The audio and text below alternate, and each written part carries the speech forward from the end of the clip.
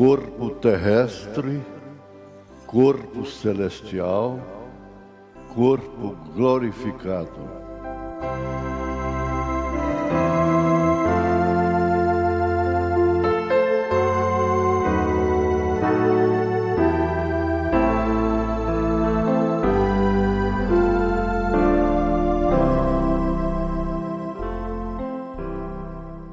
Paz seja convosco. Boa noite com Jesus. Nós vamos ler 1 Coríntios capítulo 2, a partir do verso 11.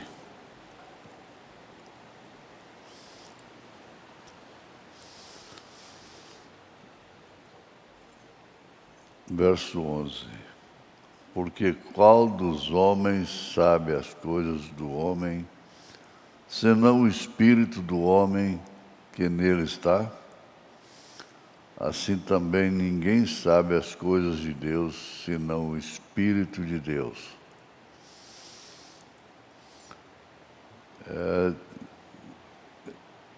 É bom pensar nisso, no espírito do homem que está no homem. É quem sabe. As coisas de Deus, quem sabe é o Espírito de Deus. Mas nós não recebemos o Espírito do mundo, mas o Espírito que provém de Deus, para que pudéssemos conhecer o que nos é dado gratuitamente por Deus, as quais também falamos, não com palavras que a sabedoria humana ensina, mas com as que o Espírito Santo ensina.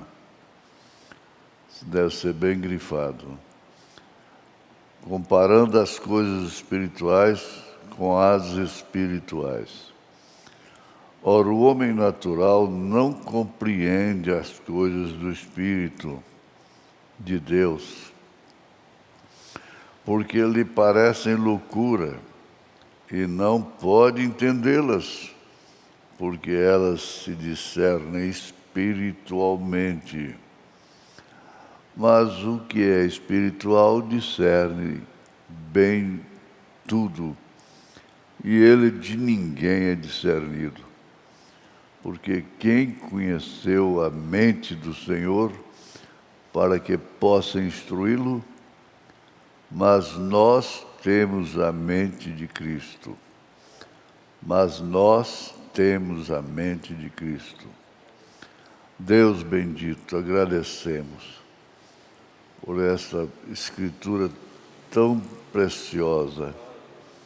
Numa carta tão difícil, ele chega no capítulo 13 e fala que a igreja estava carnal e fala dessas coisas tão profundas, tão espirituais. Graças a Deus, ó Pai, porque nós temos apóstolo Paulo, temos todos os mensageiros, por excelência, esse último, que é o irmão Brana, Elias. Pedimos perdão dos nossos pecados e aceitamos a cura divina, em nome de Jesus Cristo. Amém. Pois é, o último versículo que lemos termina nisso. Mas nós temos a mente de Cristo. Quando nós esquecemos disto, então nós nos embaraçamos. Embaraçamos em decisões, em passos, em vários instantes dentro de casa, em família, nos negócios, na empresa, no trabalho e assim por diante. Quando a gente age como quem tem a mente de Cristo, aí é tudo diferente.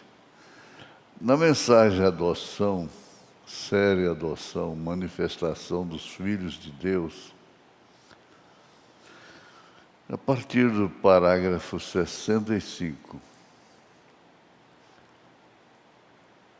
o irmão Branham diz: agora outra noite ou outra manhã, às 7 horas, quando o Espírito Santo, por sua bondade e sua graça, me tirou deste corpo. Olha só, antes de tudo, mente de Cristo. Eu creio, sim. Não, ou não, eu não digo, e entrei naquela terra e vi aquelas pessoas, e todas elas eram jovens. Eles sempre... Não existe consolo maior do que este, não é? Não tem criança, não tem velho. Bebê. E todas elas eram jovens. E eu vi as mais bonitas pessoas eu jamais havia visto em minha vida. Pessoas que alimentaram a mente de Cristo. Por isso se tornaram celestiais. Ele me disse, algumas delas tinham 90 anos de idade. Elas são seus convertidos. Elas. Não é de se admirar que elas estivessem gritando, meu irmão, que satisfação! Há prêmio maior do que esse? Há vitória maior do que esta? Não, não existe. Gritando, meu irmão. Eu creio que eu vou ouvir isso também um pouco. E todos os pastores, missionários, que deram suas vidas em prol disto aí, das pessoas irem para aquela terra, vão ouvir também um meu irmão. Agora, este é um corpo celestial, este, bonito, para que quando morrermos, não nos tornemos um mito. Nos tornamos um corpo. Se nós, cada um morrer, se a bomba atômica nos explodisse neste minuto, daqui a 5 minutos estaríamos estreitando as mãos de cada um e abraçando-os e gritando e tudo aquilo e glorificando a Deus. Sim, Senhor. Agora a pessoa, a igreja, sente isso, vive isso pela fé. É por isso que ela alegra, dá glória a Deus. Ela dá glória a Deus. E o irmão e a irmã Spencer, assentados aqui, eu penso que são dos mais velhos casais que estão aqui. Teriam 18, 20 anos de idade lá. E o irmão Neville seria simplesmente um rapazinho. E eu seria um jovem garoto. E todos nós seríamos Existe consolação maior do que esta? Por que tristeza? Por quê? O que é que pode nos embaraçar? São os acontecimentos, os acidentes de transcurso, de percurso, acidentes e incidentes. Ora, que é isso? E todos nós seríamos jovens novamente ali, para nunca mais morrer, nunca mais ficar velho. Isso é exatamente esta verdade. Se este tabernáculo terrestre for desfeito, já temos outro esperando. Irmão Brana gosta de 2 Coríntios capítulo 5.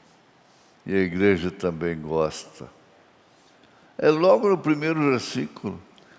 Se este tabernáculo terrestre, que é esse corpo, for desfeito, já temos outro esperando.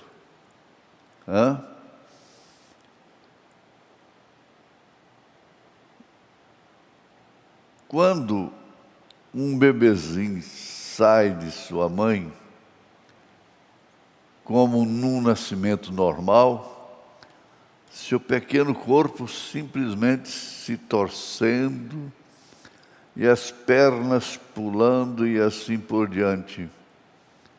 Desculpem a expressão, vocês moças, mas quando isto acontece, tem a contração dos músculos da vida. Mas quando chega à terra, a primeira coisa, respira. E lá há uma natureza no corpo espiritual. No nascimento, hein?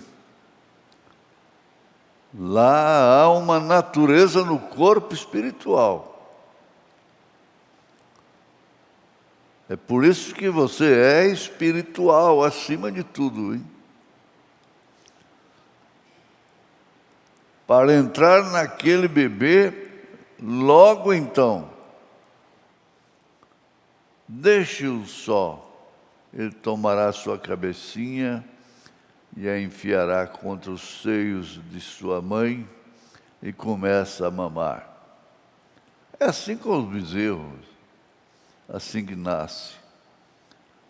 Se ele não fizesse isto, o leite nem mesmo desceria. Que comparação maravilhosa, não?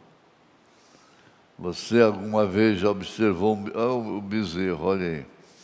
Você alguma vez já observou um bezerro quando nasce?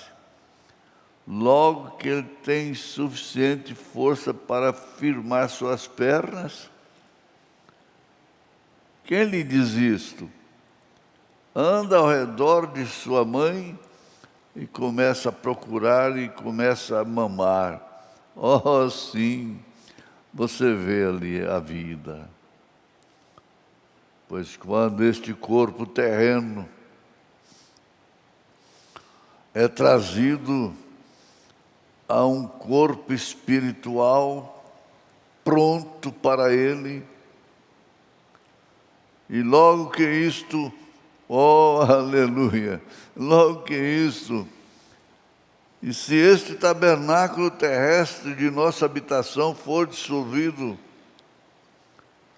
há um esperando no além.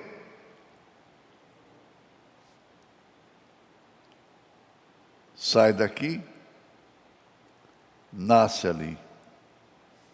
Logo que sairmos deste e entramos naquele, um que não deseja um gole de água fria, que não tem necessidade de um gole de água, um que não come, eles não são do pó da terra, mas eles são simplesmente tão reais e podem sentir e estreitar as mãos. Essa etapa é maravilhosa, não é? É muito maravilhosa. E simplesmente amar e tudo é perfeito. O amor de Cristo, a mente de Cristo, tudo de Cristo. E aquele corpo está esperando no além. É parte dele. Existem 3 deles. Você tem um corpo te esperando. Paulo diz que não fica nu. Você começa a sua vida eterna bem aqui no altar. Bem aqui no altar. Ali na sua casa pode ser um altar.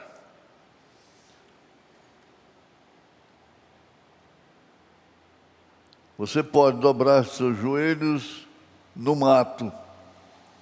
Ali está um altar. Começa a sua vida eterna bem aqui no altar. É aqui que você começa a eternidade.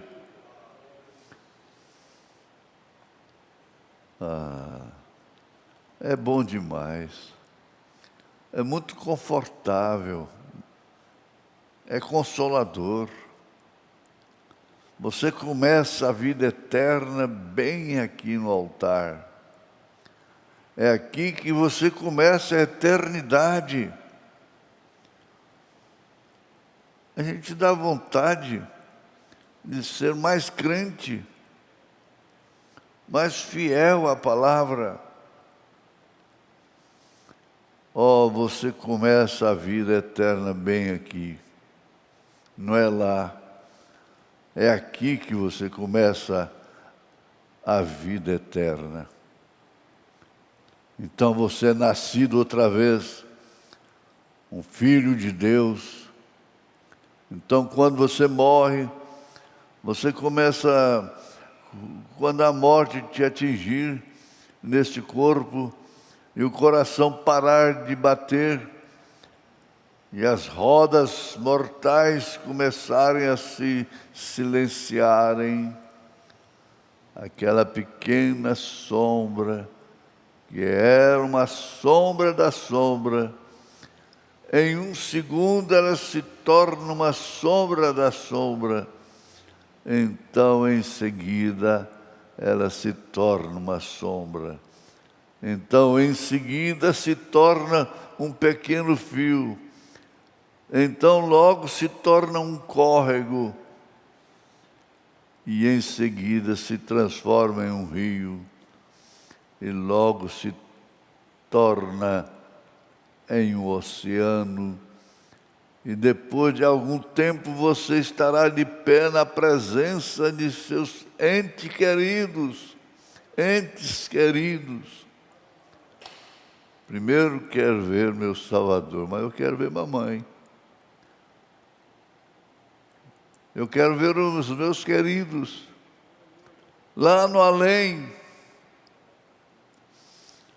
vestido com a roupagem de corpos celestiais. Vocês conhecerão uns aos outros, amarão um ao outro. Que amor ágape! Você regressará a ser um homem e você regressará a ser um jovem e uma jovem outra vez. Parece que dá vontade de parar aqui, né? Você regressará a ser um jovem e uma jovem outra vez. Ele diz, não importa a idade, não importa. Isso não tem nada a ver. Você vai se transformar em um jovem, em uma jovem outra vez, exatamente correto, lembrando de que o Senhor diz para ele, que algumas delas ali tinham 90 anos aqui, e agora são jovens lá. Isso aqui é religião de primeira mão. Espera lá até a vinda do Senhor Jesus. E algum dia aquele corpo glorificado de sua...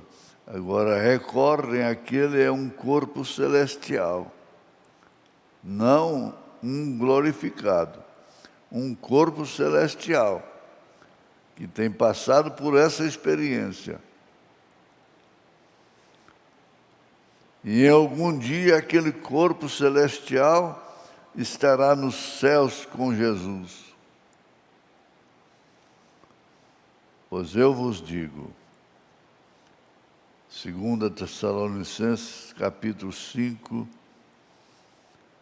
ou 1 Tessalonicenses capítulo 5, ou um ou outro, ele embaraçou aqui a referência. Não quero, porém, irmãos, 1 Tessalonicenses capítulo 4, a partir do verso 13. Não quero, porém, irmãos, que sejais ignorantes acerca dos que já dormem, para que não vos entristeçais, como os demais, que não têm esperança. Porque se cremos que Jesus morreu e ressuscitou, assim também aos que em Jesus dormem, Deus os tornará a trazer com Ele. Dizemos-vos, pois, isto pela palavra do Senhor, que nós, os que ficarmos vivos para a vinda do Senhor, não precederemos ou impediremos, a melhor palavra, impediremos os que dormem. Porque a trombeta do Senhor soará, e os que morreram em Cristo ressuscitarão primeiro.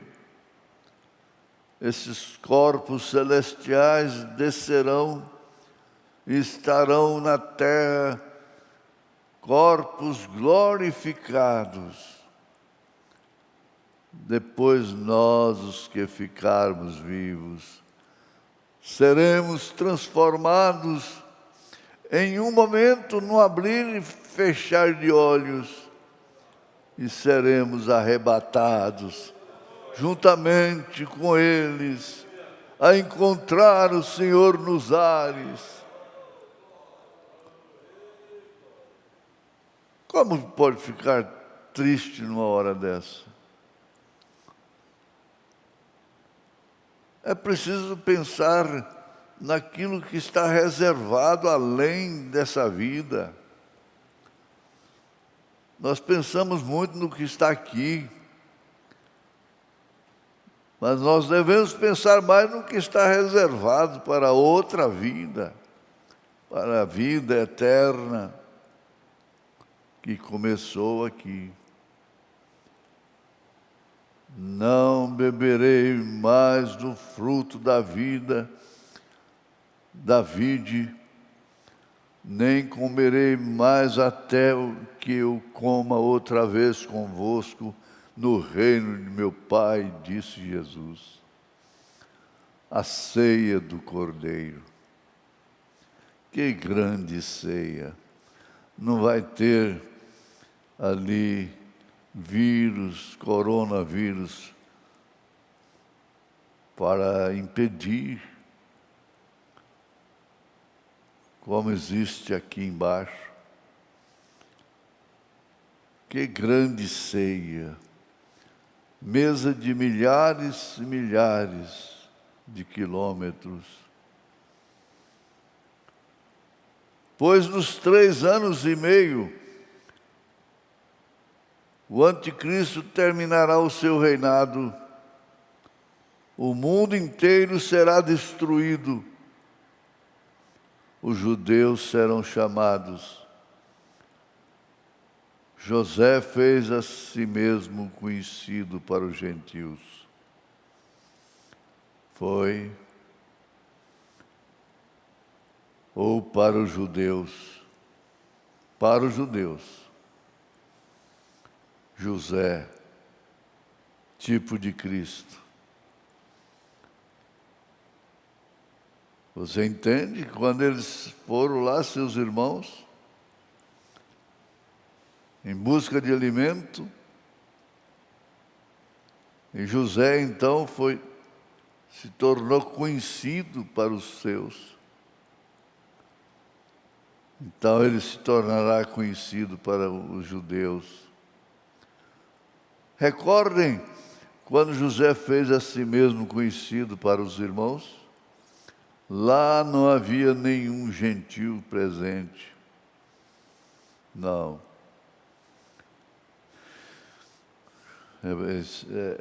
É interessante nisso. Deus recolhe a sua noiva, a sua esposa, a esposa do Cordeiro, e vem se manifestar aos judeus. Então eles lamentarão. Que feridas são essas em suas mãos? Ele vai dizer,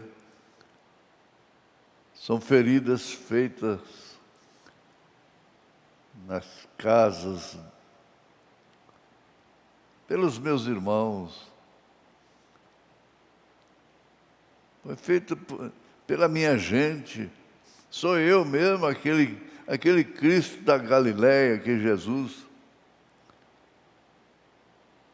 Era o Messias, sim.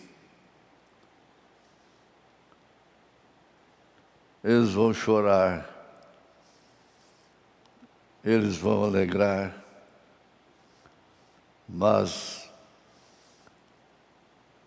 enquanto José enviou os seus irmãos e eles desceram, e ele olhou e viu o pequeno Benjamim, e ele os viu lá, então eles disseram, ora, que sujeito, nós não devíamos ter matado nosso irmão José.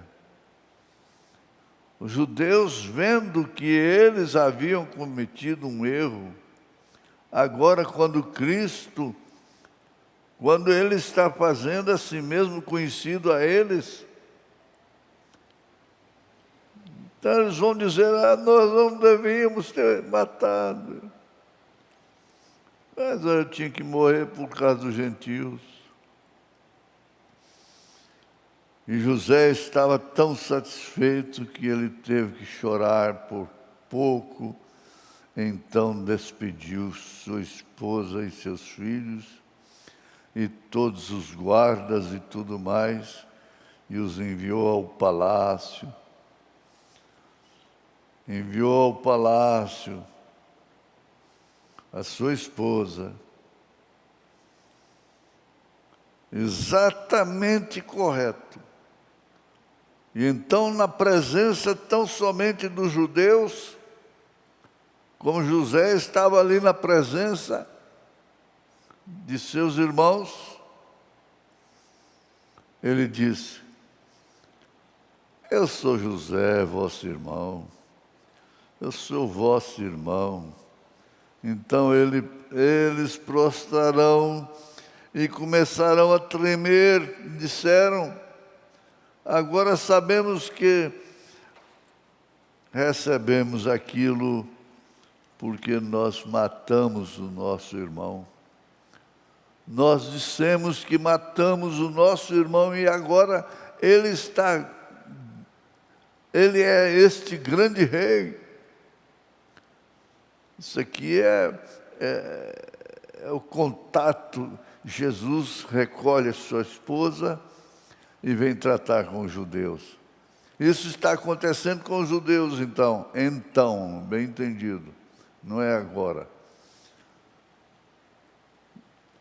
E agora este grande rei, ele disse: Deus fez isto por um propósito, para salvar vidas, para salvar os gentios.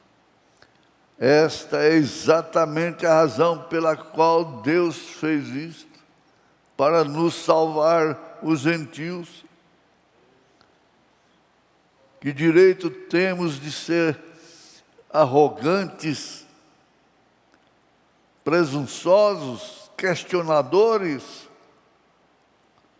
Que direito nós temos? Porém, os gentios estavam no palácio. Aleluia! Aleluia! Os gentios estavam no palácio de Jesus. Aleluia! Sendo rejeitado por seus irmãos, José, ele tomou uma noiva, e a noiva era uma gentílica, não uma judia, certo? E são gentios. Agora, onde você está chegando agora? Depois de colocarmos este corpo glorioso e a grande era que está por vir, quando este corpo glorificado, este corpo celestial for feito um corpo glorificado, hein? Que pessoa nos convencer em santo trato e piedade? Estatura do varão perfeito. Estatura do varão perfeito. Entendeu você o que eu quero dizer agora? Então poderei ir e dizer: irmão Neville, deixe-me te dar uma pequena ilustração. Eu digo: irmão Rumes, vamos para o papai nesta manhã. Ele é Deus. Nós o conhecemos agora. Ele é um Salvador. Ele é um curador. Não, o profeta não está sonhando, não. Isso é verdade. Lá nunca houve tal coisa como uma criação de pecado. Aquilo não desceu bem, desceu? Pecado não é uma criação. Não, senhor, pecado é uma perversão. Há somente um Criador, e este é Deus. Pecado é a justiça pervertida. É isso que é o pecado. Por isso,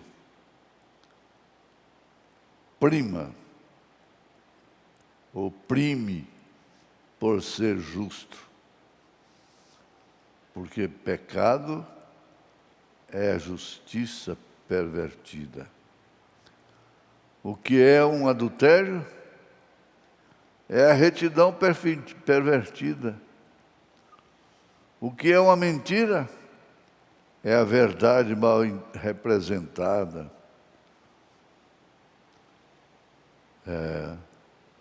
O que é uma mentira? É uma verdade mal representada. Certamente. O que é uma maldição? São as bênçãos de Deus tomadas em uma maldição. É o contrário de uma bênção. As bênçãos de Deus ser tomadas como uma maldição, então isso aí é maldição. É o contrário de uma bênção. Vai lá em Israel. na hora que eles estavam murmurando, tomando a bênção de Deus como uma maldição, lembrando do Egito, e murmuraram e morreram todos, porque ficaram sob maldição. Então isso é contrário de uma bênção. Aceite a bênção de Deus incondicionalmente. O pecado não é uma criação, o pecado é uma perversão. Por isso pode ser desfeito, por isso pode ser apagado. Apagado pelo sangue de Jesus Cristo. Então Satanás não pôde criar o pecado. Ele simplesmente perverteu o que Deus havia criado. Isto é exatamente correto. A morte é simplesmente uma perversão da vida. Agora observem isto. Observem isto. Então eu irei e direi: irmão Rubem, vamos, você e eu, irmão Biller, e alguns dos irmãos subir para o Papai Deus e digamos: vamos fazer uma pequena viagem. Vocês, rapazes, gostavam das montanhas quando vocês estavam aqui embaixo, não é? Sim, certamente gostávamos. Oh, há uns 2 milhões de milhas delas além daquele novo mundo. Sigam em frente, viajem com eles. Estejam todos de mãos dadas, ombro a ombro, encorajando um ao outro, louvando, bendizendo, dando graças, tendo que guiar o sol cada dia. Suba mais, eu te ouvirei. Enquanto eles ainda estiverem falando, eu os ouvirei. Isaías 66, correto.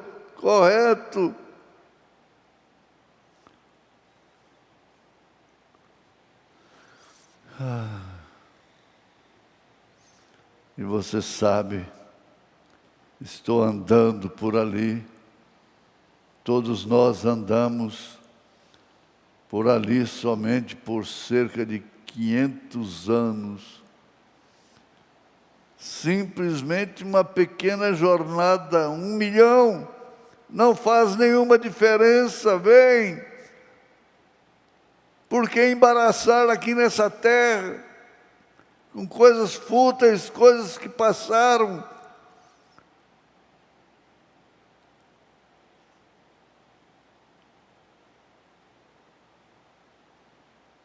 Agora isto soa como loucura, porém é a verdade.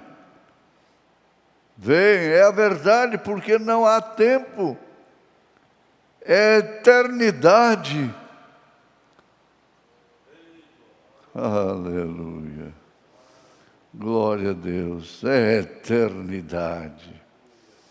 E quando eu chego lá,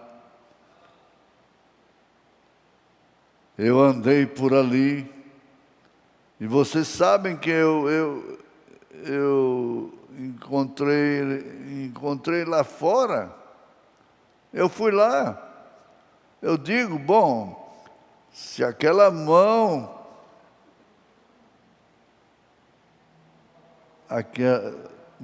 se aquela não é a irmã George Bruce, ora, irmã George, tem passado muito tempo desde que eu a vi, sempre parecendo a mesma, nunca muda, 500 anos.